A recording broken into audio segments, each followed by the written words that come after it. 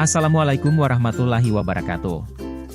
Perkenalkan, nama saya Muhammad Raihan Rahmat Arsyandi. Hari ini saya akan membahas mengenai ruang lingkup analisis makroekonomi. Ekonomi makro, bagian dari ilmu ekonomi khusus mempelajari mekanisme bekerjanya perekonomian secara keseluruhan. Ilmu makroekonomi. Pertama, ilmu yang mempelajari perilaku seluruh perekonomian. Kedua, ilmu yang menganalisis pertumbuhan jangka panjang seperti pergerakan siklus dalam output total, pengangguran dan inflasi, penawaran uang perdagangan internasional dan keuangan. Selanjutnya, penentuan kegiatan ekonomi. Analisis mengenai penentuan tingkat kegiatan menunjukkan bagaimana pengeluaran agregat dan penawaran agregat akan menentukan tingkat kegiatan perekonomian. Pengeluaran agregat dibedakan atas 4 golongan, yaitu 1.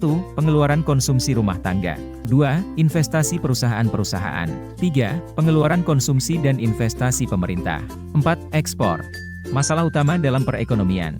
1. Masalah pertumbuhan ekonomi, 2. Masalah ketidakstabilan kegiatan ekonomi, 3. Masalah pengangguran, 4. Masalah inflasi, 5. Masalah neraca pembayaran. Selanjutnya, pertumbuhan ekonomi. Pertumbuhan ekonomi adalah perkembangan kegiatan dalam perekonomian yang menyebabkan barang dan jasa yang diproduksikan dalam masyarakat bertambah dan kemakmuran meningkat. Perkembangan kemampuan suatu negara dalam memproduksi barang atau jasa sebagai akibat penambahan faktor-faktor produksi umumnya tidak selalu diikuti penambahan produksi barang dan jasa yang sama besarnya, sehingga perkembangan ekonomi tidak sama dengan potensinya.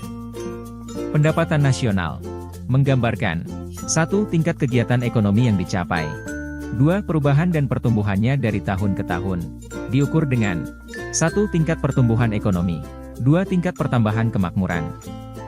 Tujuan kebijakan ekonomi. 1. Menstabilkan kegiatan ekonomi, 2. Mencapai tingkat penggunaan tenaga kerja penuh tanpa inflasi, 3. Menciptakan pertumbuhan ekonomi yang kuat, 4. Menghindari masalah inflasi, 5. Mewujudkan kekukuhan neraca pembayaran dan kurs valuta asing. Kebijakan ekonomi makro. 1. Kebijakan fiskal. Meliputi langkah-langkah pemerintah membuat perubahan dalam bidang perpajakan dan pengeluaran pemerintah dengan maksud untuk mempengaruhi pengeluaran agregat dalam perekonomian. 2. Kebijakan moneter.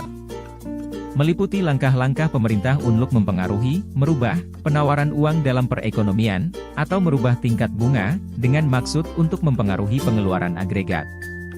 3. Kebijakan segi penawaran. Bertujuan untuk mempertinggi efisiensi kegiatan perusahaan sehingga dapat menawarkan barang dengan harga murah dan kualitas yang lebih baik.